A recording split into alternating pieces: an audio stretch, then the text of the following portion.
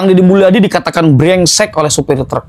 Bahkan supir truk itu masih tetap beroperasi pada saat di tengah resminya surat edaran dari Gubernur Jawa Barat untuk penutupan tambang sementara. Tetapi truk-truk itu masih beroperasi. Bagaimana perasaan Anda sebagai warga Jawa Barat? Apakah Anda tidak terfikirkan? Kang Deddy Mulyadi membuat pertimbangan untuk membuat kebijakan sebijak mungkin, di mana kebijakan itu diperuntukkan kepada kemaslahatan masyarakat, dikarenakan pada saat sebelumnya terdapat banyak korban di jalan tersebut. Apakah Anda tidak sedikit memiliki nurani untuk merasakan bagaimana para korban, bagaimana para keluarga korban, anak-anak kecil yang mungkin kehilangan ayahnya, keluarga-keluarga yang kehilangan buah hatinya? Apakah Anda tidak pernah berpikir bagaimana kemudian dampak daripada jalan Parung Panjang jika tidak diurus? Siap ADM, aing teh bisa ngakan kejong, kan kalapa, aing nama suka beli beas-beas acan, aing gara-gara siap PT ditutup, bangsat doang. Ya Kang, ku galak ya. Aing sieun kena golokna. Ulah sagalak-galak Kang. Bisi ke kapendak yang bapak Deddy isinnya lira nyote dak anu kos baheula teh ya nu demo 18 poe cendahar pada tadi didatangan ku bapak Deddy Mulyadi Gubernur Jawa Barat mending beureng banget. tapi dia nu bieu nya logat nama asalna logat Bogor aja lemah kasana gitu nya soalnya beda sih aing salah di Bogor Barat bagian Cigudeg. Nih, saya sudah ketemu nih sama orang yang 18 hari tidak makan. Oh, ternyata masih segar bugar. Dasar sia tengah wadul sia. Berikutnya saya akan mengomentari apa yang terjadi di Provinsi Jawa Barat yang sedang ramai sekali, yaitu tentang penutupan tambang di Parung Panjang. Menurut kacamata saya sebagai orang Jawa Barat, sebetulnya kita harus melihat bahwa tujuan Bapak KDM, tujuan Bapak Gubernur menutup sementara tambang di Parung Panjang tersebut ada berbagai macam alasan sebetulnya. Tetapi yang paling urgen menurut saya adalah dua hal atau dua alasan yang kemudian mendorong Bapak Gubernur kita untuk menutup sementara tambang di Parung Panjang ini. Apa diantaranya? Yang pertama menurut saya ini demi kemanusiaan, lebih kepada demi kemanusiaan. Kenapa? Karena ketika kita telusuri kemudian kita perhatikan bahwa proyek tambang Parung Panjang ini ternyata banyak memakan korban masyarakat setempat, masyarakat kecil, yang dimana para korban tersebut belum mendapatkan perhatian lebih atau belum mendapatkan perhatian secara khusus dari pemerintah ataupun dari pihak proyek. Itu yang pertama. Jadi sangatlah kuat alasan Bapak KDM untuk kemudian menutup sementara proyek tambang di Parung Panjang ini. Jadi lebih kepada kepentingan masyarakat kecil, karena memang dampak daripada tambang tersebut sangatlah banyak merugikan. Walaupun memang dari segi pekerjaan mungkin ada beberapa pihak yang terbantu sehingga mendapatkan pekerjaan karena adanya proyek tambang tersebut. Dan namun di sisi lain ada banyak masyarakat yang merasa dirugikan dengan adanya proyek tersebut. Itulah yang menjadi dasar utama kemudian Bapak KDM menutup sementara proyek tambang tersebut. Kemudian yang kedua menurut saya adalah kurang tepatnya tata kelola proyek tambang tersebut. Ini juga menjadi alasan kuat Bapak KDM kemudian menghentikan sementara proyek tambang di Parung Panjang ini. Maka demi dua alasan ini kemudian Bapak Gubernur kita, Bapak KDM, Bapak Aing punya dasar untuk menutup sementara. Ya, untuk kawan-kawan semua, kita tahu bahwa tambang Parung Panjang ditutup sementara, tidak selamanya. Adapun ada pihak-pihak yang kemudian demo dan lain sebagainya, bahkan sampai ada yang nantang-nantang kepada KDM, itu hanya segelintir orang yang saya rasa bukan semata-mata untuk kepentingan masyarakat atau untuk kepentingan rakyat kecil. Jadi kita sebagai warga Jawa Barat, tugas kita adalah percayakan saja dengan apa yang dilakukan oleh Pak Gubernur kita. Kita yakin bahwa beliau melakukan itu untuk kepentingan masyarakat, untuk kepentingan rakyat kecil.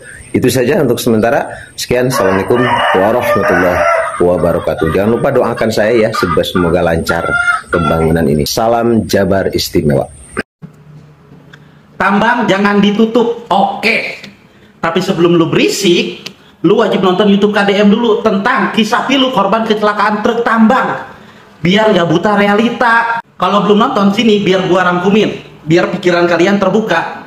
Dan kalau setelah gue jelasin kalian masih berisik, mungkin yang rusak bukan logikanya, tapi hati nuraninya. Setelah nonton YouTube KDM, ada dua hal yang buat saya sedih, marah, dan muak. Pertama, setiap kali truk tambang menabrak orang, mereka lebih memilih korban meninggal.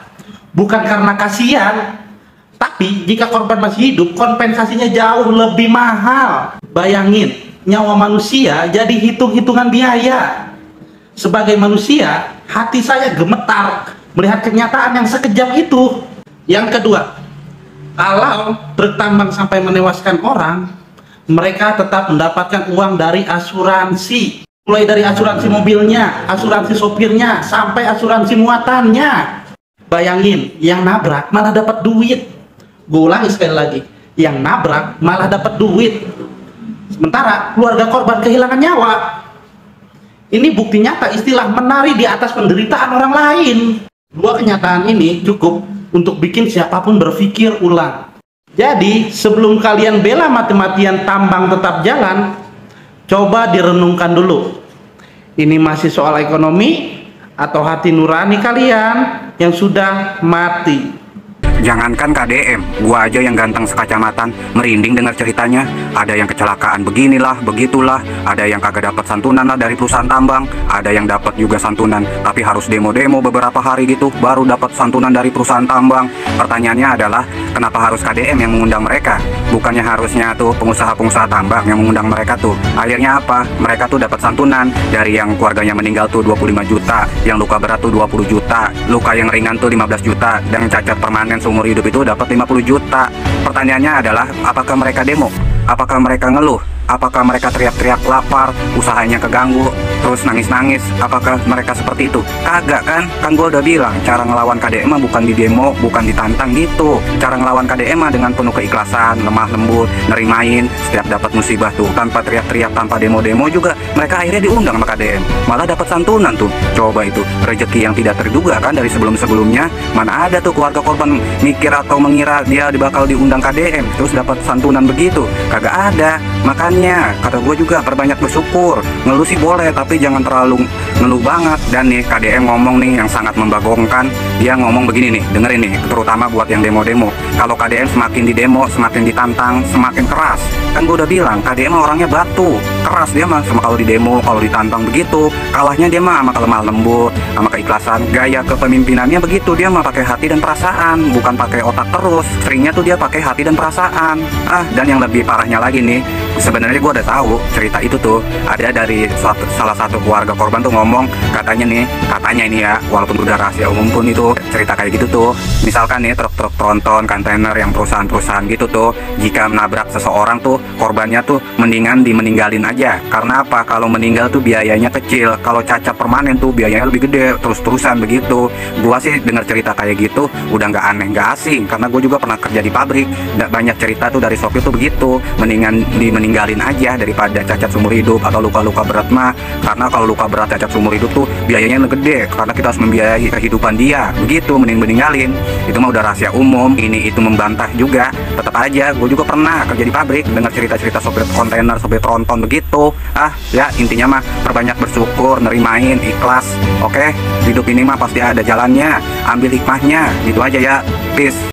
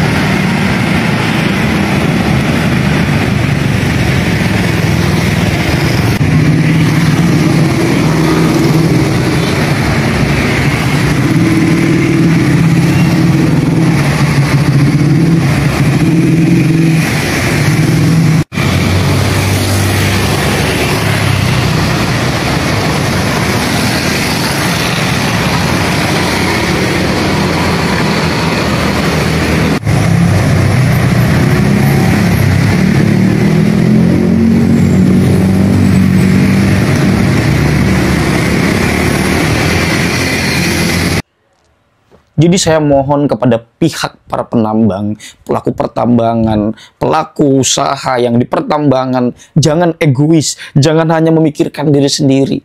Bahwa di situ ada hak orang lain yang juga harus dipenuhi. Hati-hati ya. Hati-hati. Coba kita simak dulu nih.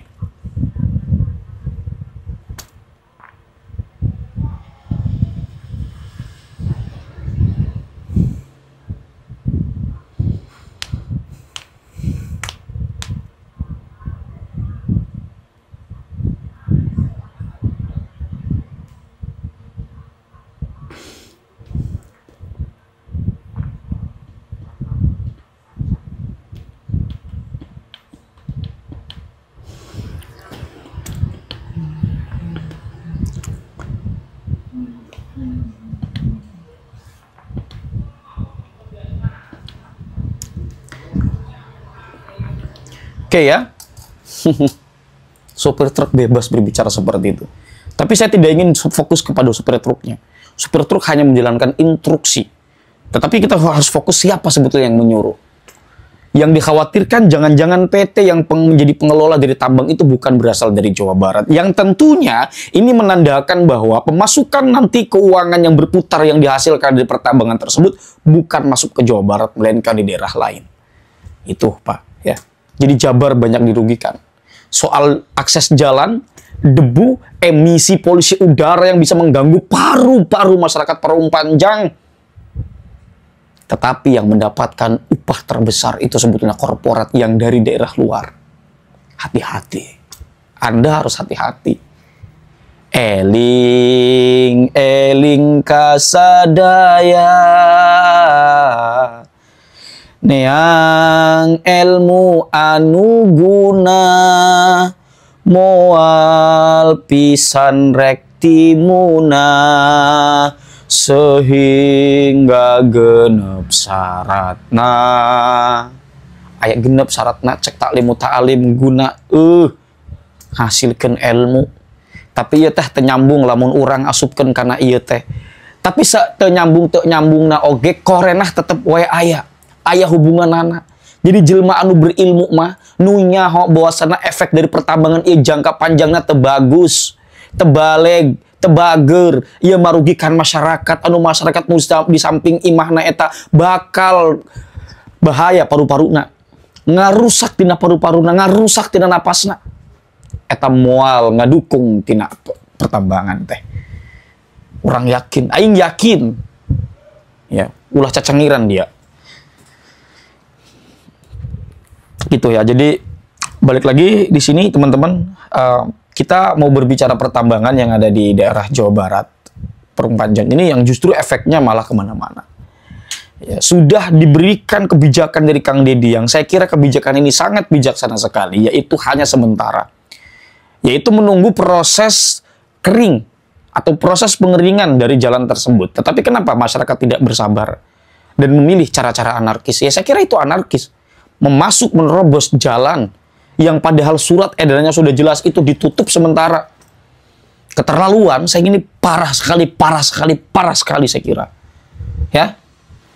Silakan masyarakat Jawa Barat berdiskusi di dalam kolom komentar ya. Hadanallahu wa iyyakum ajmain. Wassalamualaikum warahmatullahi wabarakatuh.